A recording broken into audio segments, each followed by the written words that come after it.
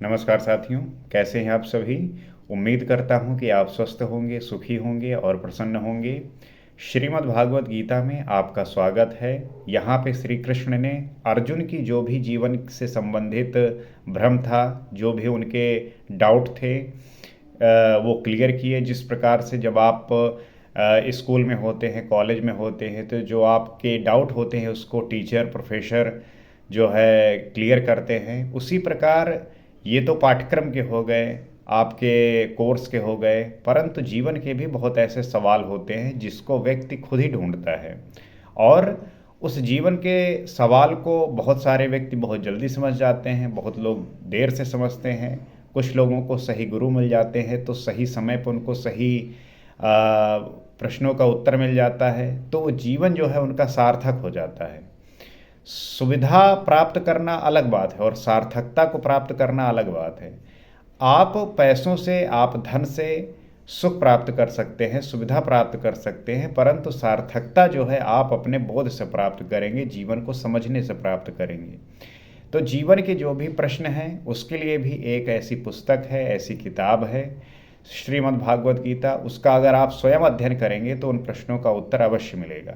लेकिन किसी भी कारणवश आपके पास समय की कमी है, आप पढ़ने का समय नहीं है, पढ़ नहीं सकते, लेकिन मुझे लगता है कि हर किसी के पास उतना समय होता है। फिर भी सोशल मीडिया के टाइम पे आप ईयरफोन लगा सकते हैं कान में, आप वॉक करते हुए, आप ड्राइविंग करते हुए बातों को देख सकते हैं, सुन सकते हैं। तो इस माध्यम से आप जो है इस बातों को सीख सकते हैं।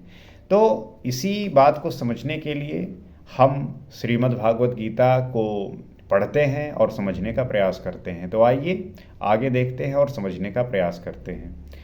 नाहि कश्चित् क्षणमपि जातु तिष्ठत्ति कर्मकृत् कार्यते ह्ववशः कर्म सर्वः प्रकृति जैर गुणे। कोई भी पुरुष किसी भी काल में क्षण मात्र भी कर्म किए बिना नहीं रहता, क्योंकि सभी पुरुष प्रकृति से उत्पन्न हुए गुणों द्वारा विवश होकर कर्म करते हैं।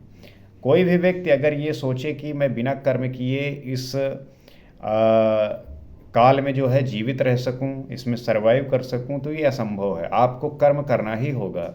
बिना कर्म किए आप जो है क्षण मात्र भी जीवित नहीं रह सकते। क्यों? क्योंकि सभी पुरुष, सभी व्यक्ति प्रकृति से उत्पन्न हुए हैं और इनके गुणों द्वारा विवश होकर कर्म जो है आप करते हैं।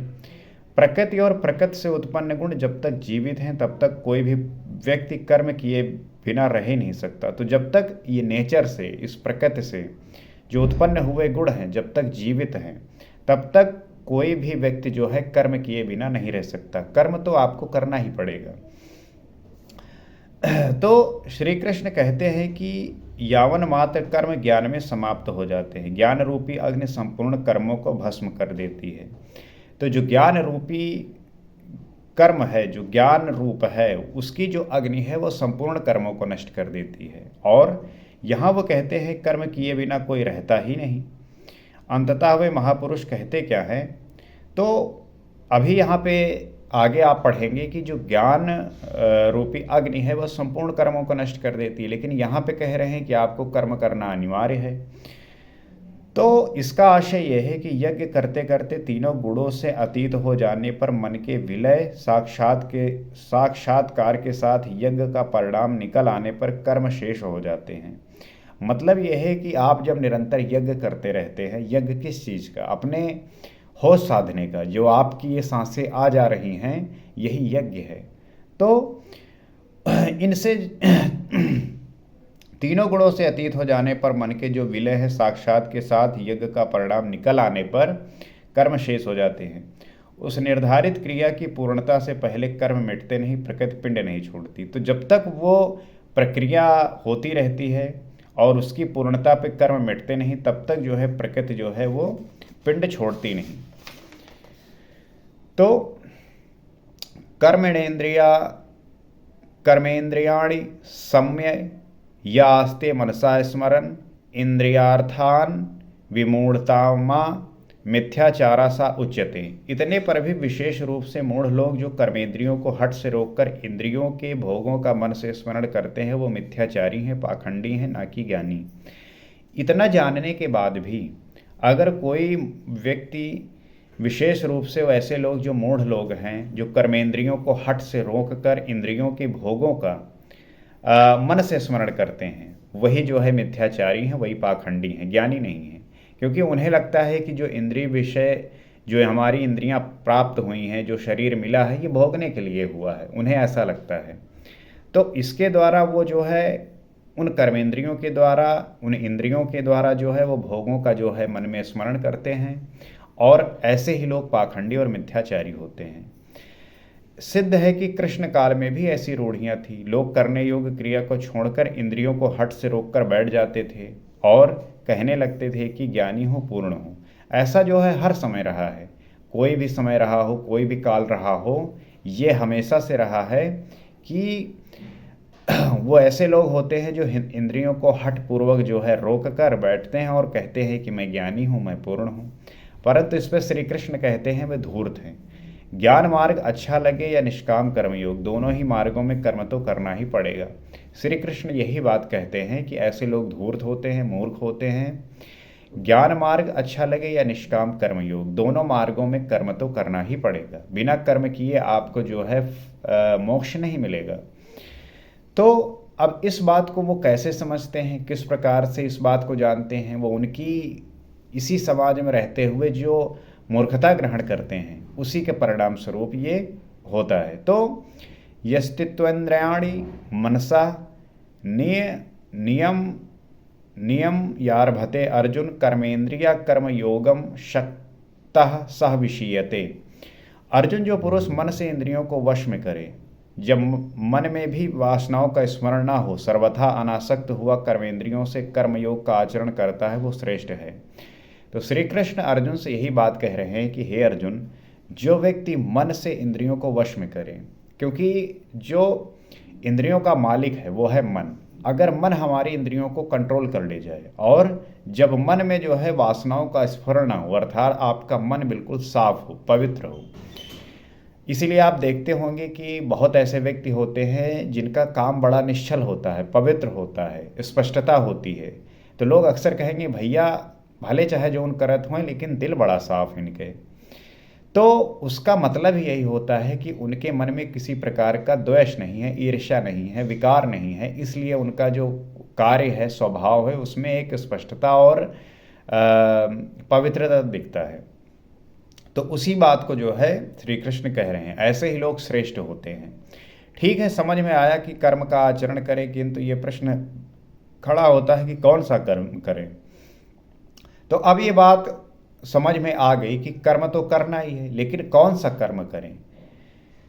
तो इस पे जो है कहते हैं, नियतम कुरु कर्म तुम कर्म ज्यायो ह्या कर्मणा, शरीर यात्रापि चाते न प्रसिद्धे द कर्मणा। अर्जुन, तो निर्धारित किए हुए कर्म को कर, अर्थात कर्म तो बहुत से हैं, उनमें से कोई एक चुना हुआ उसी नियत कर्म को कर। तो श्री कृष्ण यही बात कह रहे हैं कि तू निर्धारित किए हुए कर्म को कर। अब कर्म तो बहुत से हैं, उनमें से कोई एक चुनना है, और जो नियत कर्म करना है। कर्म न करने की अपेक्षा कर्म करना ही श्रेष्ठ है। तो कर्म न करने की अपेक्षा कर्म करना ही श्रेष्ठ है। जैसे कहते नहीं कि भैया आज हम 10 घंटे पढ़ेंगे, 8 घंटे पढ़ेंगे, लेकिन नहीं हो पाता। तो अब ऐसा नहीं कि जो है आप बिल्कुल ही ना पढ़े, 4 घंटे पढ़ लीजिए, 5 घंटे पढ़ लीजिए। तो तात्पर्य यह है कि ना करने से बेहतर है कि करना। वो कहते नहीं, something is better than nothing, कि कुछ तो बेहतर है ना करने से, कुछ तो हो जाए ना होने से। इसलिए ही करते रहोगे, थोड़ी दूर तय कर लोगे तो जैसा पीछे बताए हैं, महान जन्म मरण के भय से उद्धार करने वाला इसलिए श्रेष्ठ है। तो जब आप करते रहोगे, धीरे धीरे आप जो है उससे अभ्यस्त होगे, और आपका जो है उसमें आपका मन लगेगा, उसमें आपका उसकी संपूर्णता आने लगेगी। जैसे आप होता क्या है कि आलस होकर आप घर में बैठे रहते हैं, आपका जो है मन करता है कि रनिंग करने जाऊं या ना जाऊं, जिम जाऊं या ना जाऊं, एक्सरसाइज करूं या ना करूं। तो आप जब प्रारंभ में जाते हैं तो आपका मन नहीं लगता, लेकिन जब आप करने लगते हैं तो आप जो है फिर आपको मज़ा आने लगता है, और जब मज़ा आने लगता है तो आप फिर संपूर्ण हो जाते हैं, आप पूरी तरीके से करने लगते हैं। तो उसी प्रकार हर एक चीज़ में है। तो कर्म ना करने से तेरी शरीर यात्रा भी सिद्ध नहीं होगी। तो कर्म तो करना ही होगा, तभी जो है इस शरीर की यात्रा सिद्ध होगी, तभी जो है प्रूफ होगी। तो शरीर यात्रा का अर्थ लोग करते हैं शरीर निर्वाह। कैसा शरीर निर्वाह? क्या आप शरीर हैं? ये पुरुष जन्म जन्मांतरों से, युग युगांतरों से शरीरों की यात्रा ही तो करता चला आ रहा है। अब आप शरीर यात्रा का अर्थ ये न समझिए कि शरीर का निर्वाह, क्योंकि ये शरीर तो जो है निर्वाह अर्थात जन्म जन्मांतरों से, युग युगांतरों से यात्रा कर रहा है। जैसे वस्त्र जीर्ण हुआ तो दूसरा शरीर धारण किया, इसी प्रकार कीट पतंग से मानव तक, ब्रह्मा से लेकर यवन यावन मात्र जगत परिवर्तनशील है। तो जिस प्रकार से हम पुराने कपड़ों को बदल कर नए कपड़े धारण करते हैं, उसी प्रकार ये आत्मा भी जो है पुराने शरीर को छोड़कर नए शरीर को धारण करती है। तो ये तो चलता आ रहा है। अब तात्पर्य यह है कि आप जो है होश को साध कर उस परम ब्रह्म परमात्मा में विलीन हो जाइए, ताकि आपको इस चक्कर में न पड़ना पड़े। तो ऊपर नीचे योनियों में बराबर ये जीव शरीरों की ही तो यात्रा कर रहा है। तो हम जो यात्रा करते हैं शरीर के निर्वाह के साथ साथ, तो इसमें होता यही है कि बस हम योनियों में बराबर जीव जो है शरीर की यात्रा कर रहा होता है। कर्म कोई ऐसी वस्तु है जो इस यात्रा को सिद्ध कर देती है, पूर्ण कर देती है। तो कर्म ऐसी कोई वस्तु है, तात्पर्य यही है कि ये यात्रा को सिद्ध करती है, पूर्ण करती है। चलो मान लिया एक ही जन्म लेना पड़ा तो यात्रा जारी है, अभी तो पथिक चल ही रहा है, वो दूसरे शरीर की यात्रा कर रहा है। यात्रा पूर्ण तब होती है जब गंतव्य आ जाए।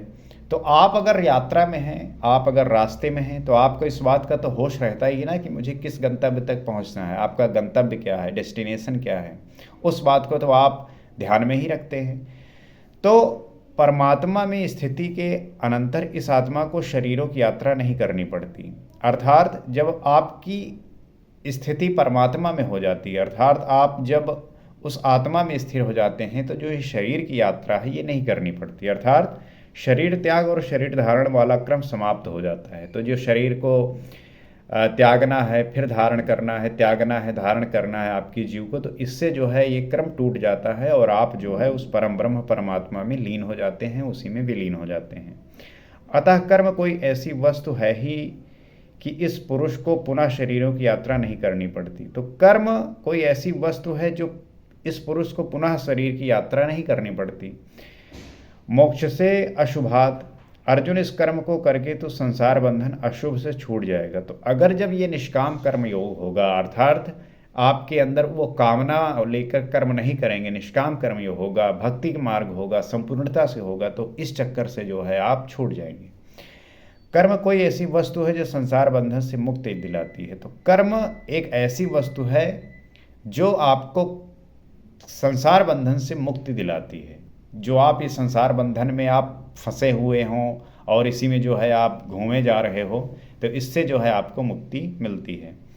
अब प्रश्न खड़ा होता है निर्धारित कर्म है क्या, इस पर कहते हैं। तो अब प्रश्न ये खड़ा होता है कि निर्धारित कर्म है क्या। इस पे जो है श्री कृष्ण अर्जुन से आगे बताएंगे और इसकी चर्चा हम अगले एपिसोड में करेंगे, क्योंकि इस एपिसोड में हमने ये बात तो जाना कि कर्म एक्चुअली में है क्या, कौन से कर्म की बात कही जा रही है, किस कर्म को हम सही कर्म समझेंगे। क्योंकि आप चाहे निष्काम कर्म योग करें, भक्ति मार्ग में हो या ज्ञान मार्ग में हो, कर्म तो आपको करना ही है, कर्म अनिवार्य है। तो आवश्यक यही है कि कर्म भी तो समझें कि वो है क्या।